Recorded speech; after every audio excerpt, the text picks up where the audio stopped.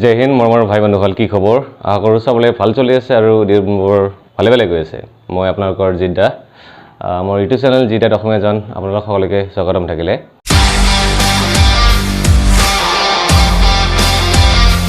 আজি মেইন টপিকটো হ'ল কাট অফ। যেহেতু কেইদিনমান আগতে অসম আৰক্ষী যিটো কম্বাইন এক্সাম আছিলে সেইটোৰ ৰিটেন পৰীক্ষাটো হৈ গ'ল কনষ্টেবল পদৰ।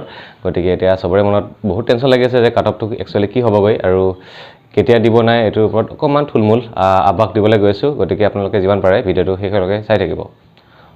অসম আৰক্ষী কনষ্টেবল পদ কম্বাইন এক্সামৰ যিটো কাট অফ আছে সেইটো পোনপটীয়াকৈ কোনোৱে একদম সঠিককৈ ক'ব নোৱাৰে, কিন্তু কিছুমান ক্ষেত্ৰত আছে থুলমূল আভাস দিব পাৰি। ভিডিঅ'টো তেনেকৈ থুলমূল এটা আভাসৰ ওপৰতহে বনোৱা হৈছে, ইমানো চিৰিয়াছলি নল'ব, ঠিক আছে, কিন্তু আভাস পাব, ঠিক আছে, কেনেকুৱা ধৰণৰ হ'ব চাগে।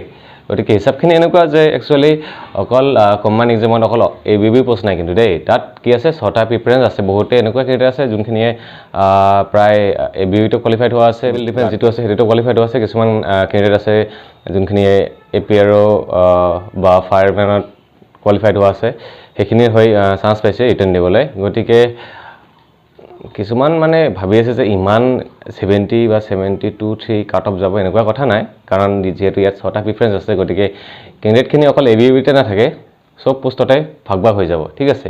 প্ৰিফাৰেঞ্চ বহুত, সেইটো কাৰণে কম্বাইন এক্সামত লৈছে গোটেইখিনি।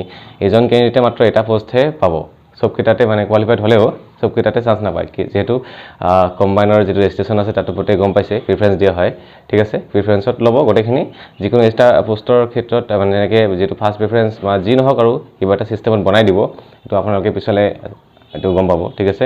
গতিকে ইমানো বেছি টেনশ্যন নল'ব যে ইমানো কাট অফ হাই যাব পাৰে। কিছুমান ডিষ্ট্ৰিক্টৰ মানে একচুৱেলি কাট অফটো ডিপেণ্ড কৰি আছে ডিষ্ট্ৰিক্ট কেণ্ডিডেটছ পাৰফৰ্মেঞ্চ, লগতে ৰিটেনৰ যোনখিনি পাৰফৰ্মেঞ্চ আছে, আৰু লগতে এক্সট্ৰা নাম্বাৰ কিমান আছে, টোটেল মিলাইহে ফাইনেল কাট অফটো হয়, ঠিক আছে। গতিকে কাৰ কিমান আছে ডাইৰেক্টলিটো একো ক'ব নোৱাৰি, গতিকে ডাইৰেক্টলিও কাট অফৰ ওপৰত কোনো আভাস দিব নোৱাৰি, যদিও থুলমূল এক্সাম্পল হিচাপে দিব পাৰি। ধৰি লোৱা হ'ল কিছুমান ডিষ্ট্ৰিক্টৰ কাট অফ গৈছে কাষ্ট কোটা আনৰিজাৰ্ভ তেনেকৈ 29-30, ঠিক আছে। সেইখিনি তেতিয়া ৰিটেনত প্ৰায়ভাগ কেণ্ডিডেটৰ এভাৰেজটো ধৰি লৈছোঁ, প্ৰায়ভাগ কেণ্ডিডেটৰ যিহেতু কুৱেশ্যন পেপাৰ ইজি বুলি কৈছে প্ৰত্যেকে। গতিকে যি নহওক এটা এভাৰেজৰ 34 বা 35 এভাৰ ৰিটেনত হয়তো পাব পাৰে। সেই ক্ষেত্ৰত যদি 34 বা 35 পায়, আৰু যদি ফিজিকেলৰ যিটো কাট অফ আছে সেইটো যদি মানে কি হয় অনুমানিক যদি 29-30 যায়, তেনেকৈ হ'ল কিমান এইটো বোলে 64, আৰু এক্সট্ৰা নাম্বাৰ যদি 4-5কৈ থাকে তেনেহ'লে ধৰি লওক 67 বা 68 বা তেনেকৈ মুঠতে এনেকুৱা ধৰণৰ যাব, বা 70 এবভ বুলি যে ডাইৰেক্ট কাট অফ যাব সেইটো লৈ কোনো কথা নাই। হয়তো কিছুমান ডিষ্ট্ৰিক্ট হিচাপে হয়তো 62, 63 বা 64লৈকে যাব পাৰে কাষ্ট কোটাবিলাক, আনৰিজাৰ্ভ হয়তো 64-65 এবভ যাব পাৰে, কোনো ঠিক নাই। এনেকুৱা হ'ব মানে বেছি কাট অফো নাযায় বা একদম কমো নাযায়, এটা এভাৰেজত থাকিব, ঠিক আছে। গতিকে এইখিনি হিচাপ আপোনালোকে যিমান পাৰে নিজৰ ডিষ্ট্ৰিক্টৰ ভিতৰৰ এইখিনি নিজে মানে হেৰি কৰি ল'ব। এটা ৰিটেনৰ কাৰণে এটা এভাৰেজ নাম্বাৰ ধৰি ল'ব, আৰু ফিজিকেল আৰু এক্সট্ৰা নাম্বাৰৰ তেনেকৈ এভাৰেজত ধৰি ল'ব। ফিজিকেলৰ কাট অফটো যিহেতু প্ৰত্যেকে গম পাইছে দিয়া হৈছিলে, এইটো SLPBত উল্লেখ আছে।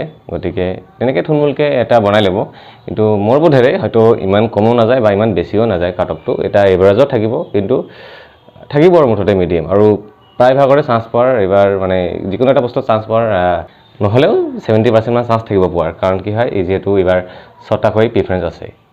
গতিকে এইখিনিয়ে আছিলে অকণমান থুলমূল আভাস। গতিকে ইমান টেনশ্যন ল'ব দৰকাৰ নাই, হয়তো কেইদিনমান পিছত অতি শীঘ্ৰে পাই যাম। যোৱাকালি যিহেতু হোমগাৰ্ড এণ্ড যিটো ডিপাৰ্টমেণ্টৰ প্লাটুন কমাণ্ডাৰ পদৰ ৰিজাল্ট ঘোষণা কৰিলে, প্ৰত্যেকে গম পাইছে কেনেকুৱা কাট অফ গৈছে নাই। আমাৰ গ্ৰুপৰ ফালৰ পৰা বহুতজনে পাইছে, ভাল লাগিছে। আৰু আগন্তুক যিটো কনষ্টেবল পদ আছে সেইখিনিৰ অন্তিম অগ্নি পৰীক্ষাৰ যিটো ফলাফল পাবলৈ আপোনালোকে আগবাঢ়িছে। গতিকে আকৌ এবাৰ বহুত বেছি শুভেচ্ছা থাকিলে স্বাগতম। জয় হিন্দ।